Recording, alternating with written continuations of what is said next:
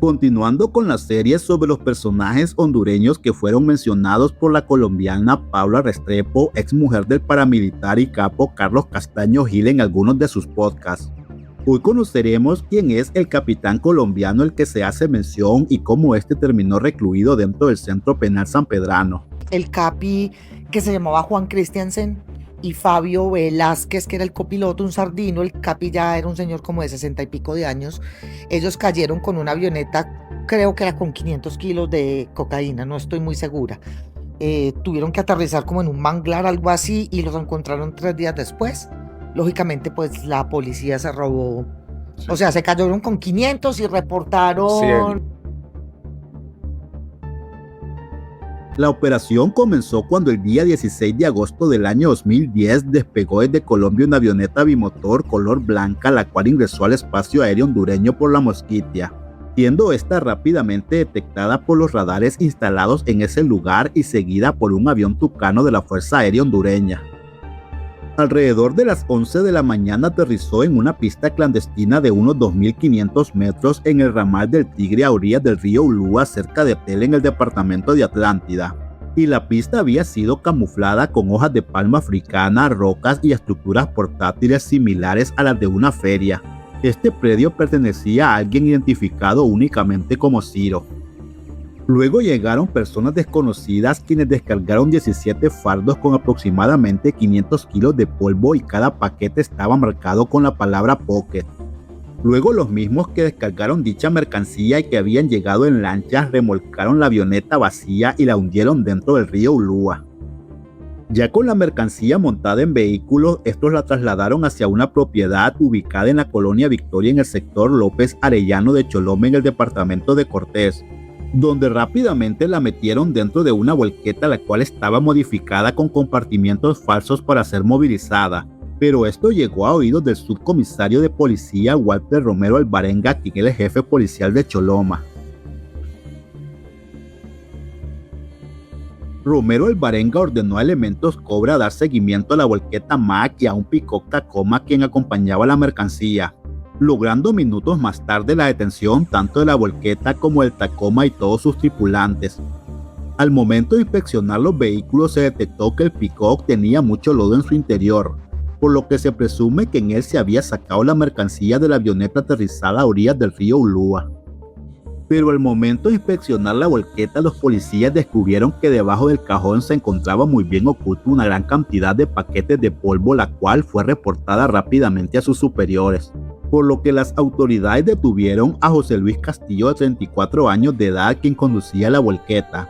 a Javier Alexander García Hércules, de 19 años de edad, quien conducía el Peacock, así como a Wilmer Alexander Cruz, de 19 años de edad, y a Joel Ezequiel Vargas, de 23 años de edad.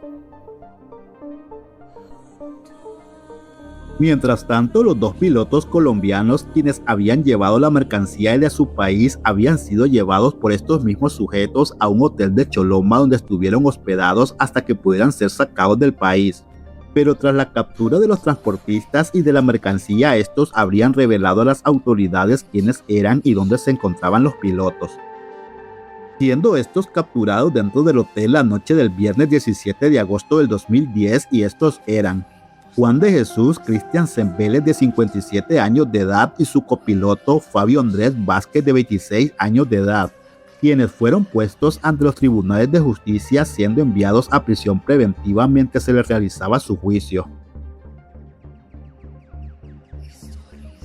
Mientras tanto, y como es costumbre en el país, luego de que el subcomisario Walter Romero y sus hombres lograran decomisar los 500 kilos, estos llamaron rápidamente a Batman y Robin, como eran conocidos dentro del bajo mundo, Oscar Álvarez y Armando Calidonio, quienes fungían como ministros de seguridad, a sacar pecho ante los medios de comunicación, sacando ellos personalmente los paquetes de la volqueta.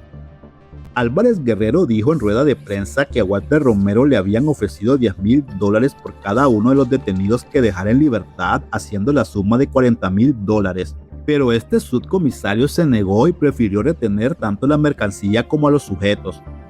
sin saber que Walter Alvarenga sería ultimado tan solo días después de haber ordenado este operativo y el decomiso de los 500 kilos, esto por orden directa de los dueños de la mercancía.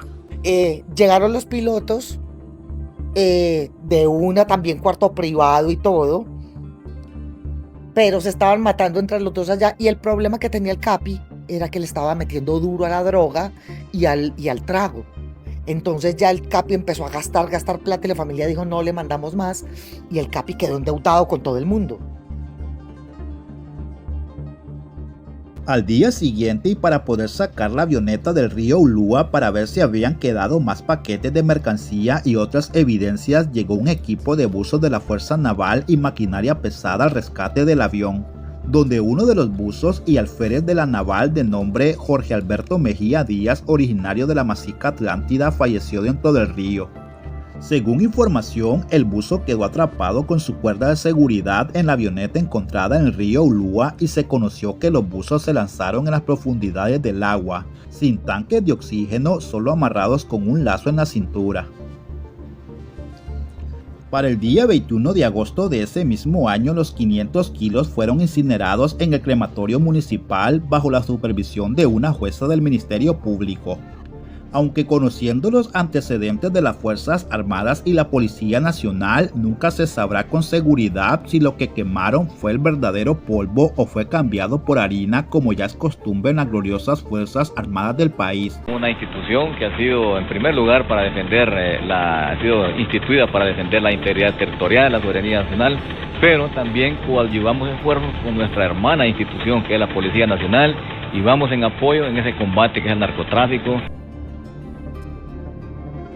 Según se supo, dentro del bajo mundo, los 4 sujetos revelaron a Óscar Álvarez y Armando Calidonio que la mercancía era propiedad de Chepe Handal, por lo que rápidamente estos ministros, quienes colaboraban con el crimen organizado según documentos de Nueva York, y el mismo exdirector policial Ricardo Ramírez del CID,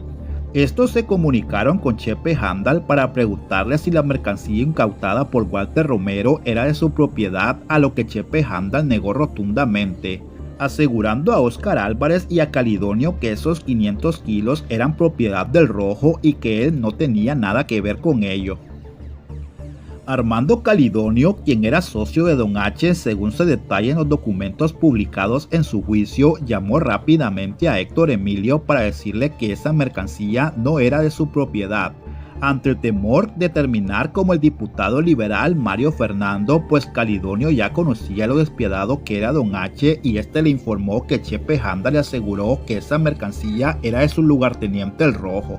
Pagaron unos $500,000 en ingresos por droga para apoyar la campaña del entonces congresista, que luego se convirtió en presidente de 2009. También mencionan a un viceministro de seguridad de haber participado en la facilitación de medios para el tráfico de drogas. Pero al final, y como es costumbre en las autoridades del país, estos nunca capturaron ni a Chepe Handal, ni a Rojo, ni mucho menos a Don H, sino solo a los 4 trabajadores que transportaban la mercancía, quienes de inmediato fueron enviados al Centro Penal San Pedrano. En la segunda parte conoceremos cómo sucedió la muerte de Juan de Jesús Christiansen, el Capi, como le llama Rosa Cecilia Ortiz, o mejor conocida como Paula Restrepo, y quién podría ser el famoso pastor hondureño que sería dueño de los 500 kilos de mercancía. Y un día llega Fabio, el copiloto, y me dice: Paulita, puta, nos van a matar. Aquí, ¿yo qué pasó? Me dijo: el Capi está extorsionando al dueño de la mercancía, que se cayó. Y yo le dije: ¿y cómo así? Me dijo: sí, lo está obligando a que le mande 50 o 100 mil dólares para poder mantener aquí su ritmo de vida y su vicio. Y le dije: ¿cómo supo? Que lo encontró por Facebook. Era un muy famoso pastor evangélico hondureño, el dueño de los 500 kilos de perico.